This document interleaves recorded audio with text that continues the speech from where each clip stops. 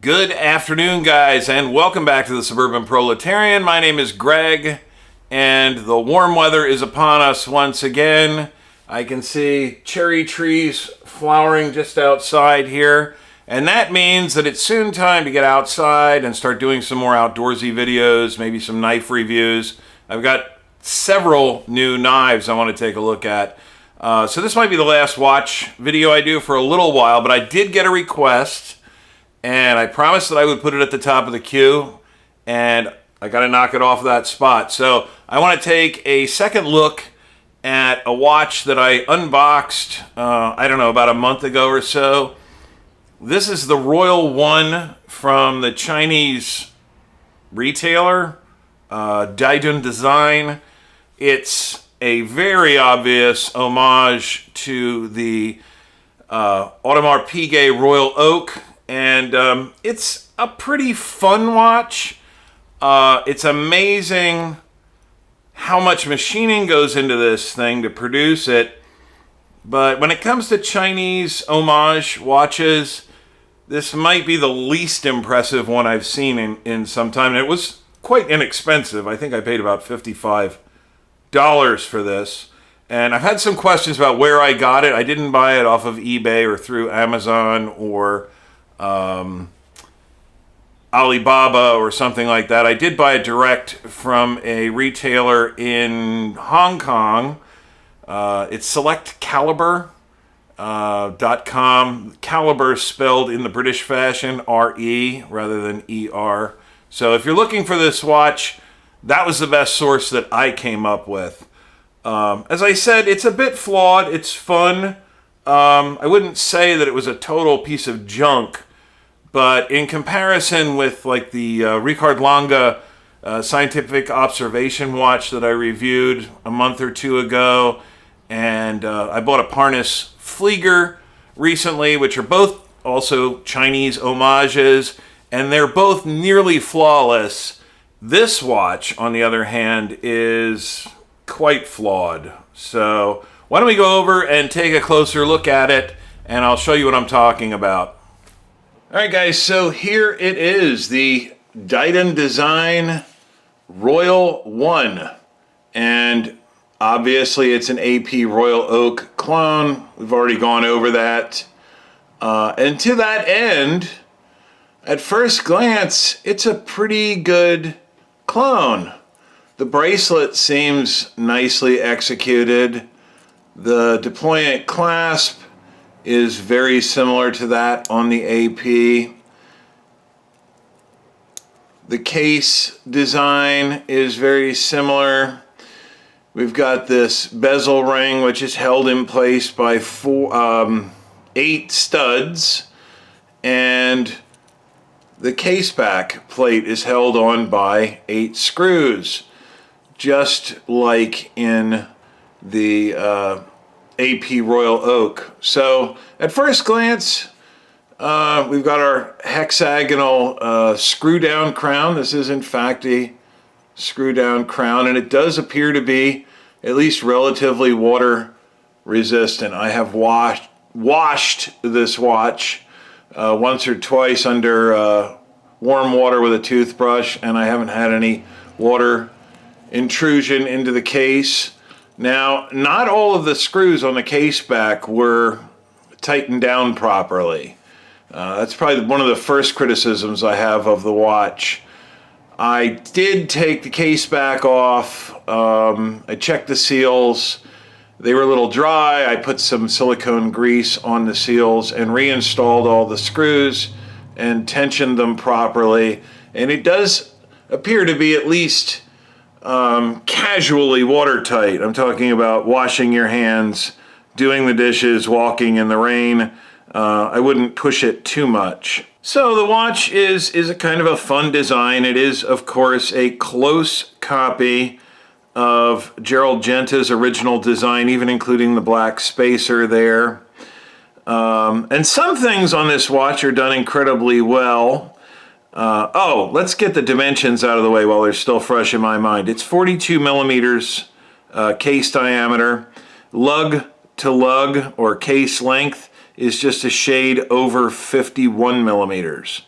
and thickness, it's about 11.5 millimeters from the face of the crystal to the back of the case.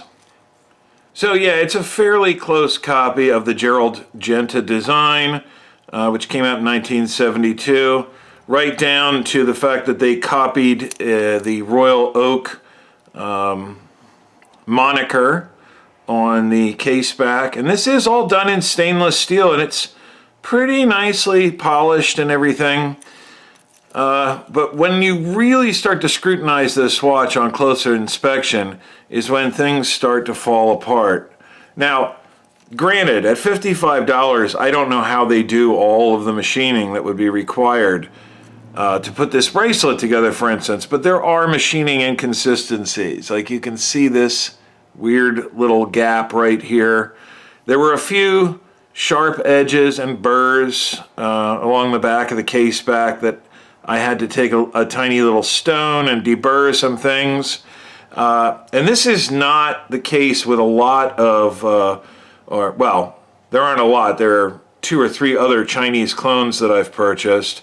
And that wasn't the case with any of those watches.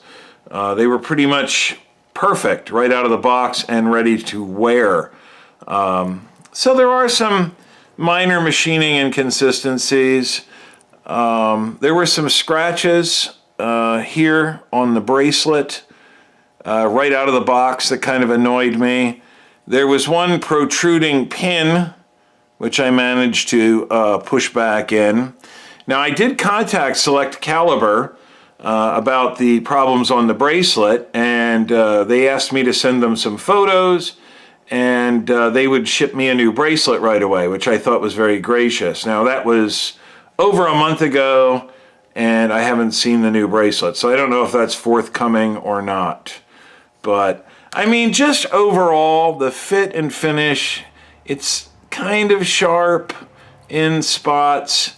Again, there's a lot of work that goes into all of this brushing. The surfaces are nice and flat, but it just doesn't have that feeling of perfection that I'm getting with a lot of the other modern Chinese clones. Another big inconsistency is this watch was advertised as having a sapphire crystal. Now, the other 2 Chinese clones from Dibert and Parnas that I purchased recently have absolutely real sapphire crystals. This crystal is not sapphire. I know Select Caliber's website says that it's sapphire. I know that Didun Design's website says that it's sapphire, but it is absolutely not. You see this scratch on the case, and there's another little scratch here. Those occurred during a very, very unfortunate incident, probably the worst evening of my life to this point. And which is one reason I'm kind of put off by this watch, just seeing these scratches. I don't normally worry about scratches on my watches, but these are a sort of permanent reminder of something very, very bad that happened a few weeks ago, which I'm not going to get into. But the more important point is that this scuff mark actually continues on across the glass here. It's a very fine scratch. And I don't think the camera will be able to pick it up, but there is a very fine hairline scratch here, and that was created by a cinder block. Now, cinder blocks are made up of a whole bunch of different materials, including silica sand, which certainly could scratch a mineral glass crystal, but nothing in a cinder block is anywhere near as hard as sapphire. So I can tell you unequivocally, this is not a sapphire crystal. It seems to be a nice hardened crystal. I imagine it's something like Seiko's Hardlex. And it didn't get a very significant scratch from that cinder block, but significant enough that it's noticeable, and certainly enough to prove that this is not sapphire. Another thing that's kind of annoying about this watch, I'm not usually super obsessive about the second hand hitting the marks exactly, but the second hand was put onto this watch way off. I mean, you can see it's hitting in between the second pips on the dial, and it makes it kind of hard to get an exact timing when you're using an app like Watch Check to time your watch. Not impossible, but that's really far off for me. Another thing is, I don't want to reset this watch because I am timing it, but the minute and hour hands were not applied properly either. It doesn't line up exactly at 1 o'clock. As a matter of fact, it's about 5 minutes off at midnight. So, I mean, little things like that, it all adds up. The rough edges, the poorly applied hands. Of course, this is a quartz movement. It has a Miyota, I think it's a 2115 in it, which is a very, very cheap movement. I think you can buy them like from Esslinger's for, I don't know, about $8 a piece. So it's a very cheap movement, but it's very reliable.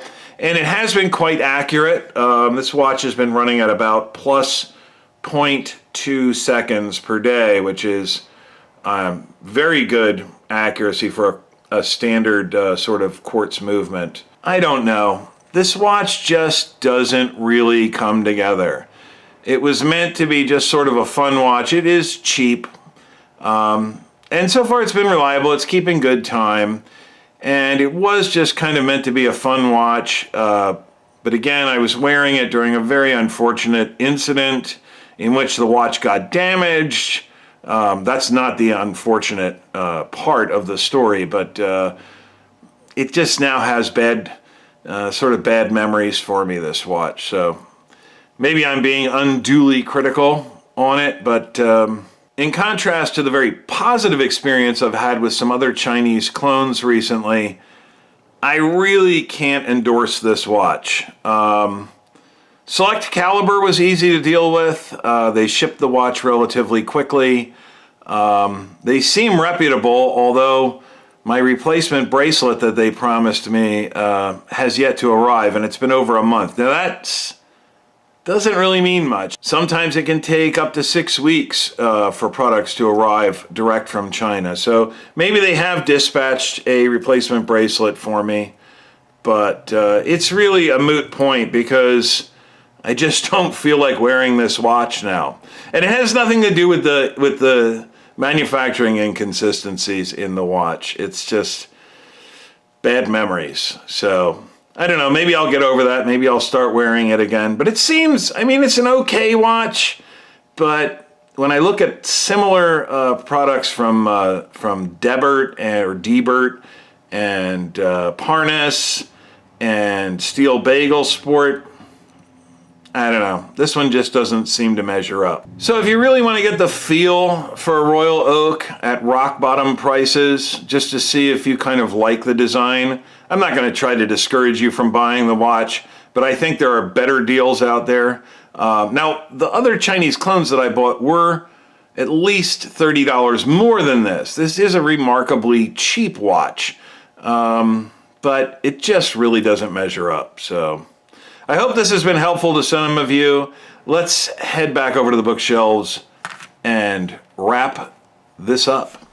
So if you've got a hankering for an Audemars Piguet Royal Oak and you just can't imagine spending $20,000+ to get your hands on a real one, but you want a little taste of the style, the Didun Design Royal One, it's not the best Chinese homage I've ever seen, but it's certainly not bad.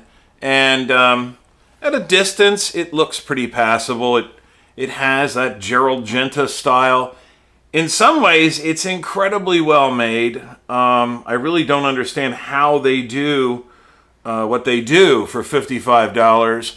I would prefer that they bump the price up a little bit and work out some of these bugs. At close inspection, it's not the greatest looking thing on the planet. I like it. I enjoy it. I don't regret buying it. But again, it now has sort of bad, kind of contains some bad memories for me, so I don't know that I'll be wearing it a whole lot. I expected it to be a fun watch, and now every time I look at it, it kind of bums me out. But although my experience hasn't been entirely satisfactory, you might like this watch very much. I'm not trying to discourage anyone from going ahead and buying it. It's certainly cheap enough. I hope you enjoyed this video. If you did, please consider clicking the like button. If you hated it, click the dislike button. As always, consider subscribing. It really goes a long way to help keep me here on the air. Tell your friends, share my videos, and if you're already a subscriber, click the little bell icon down below, and that'll allow YouTube to send you notifications when I post updates to the channel. And when I do that, I hope to see each of you here at that time. Later, guys.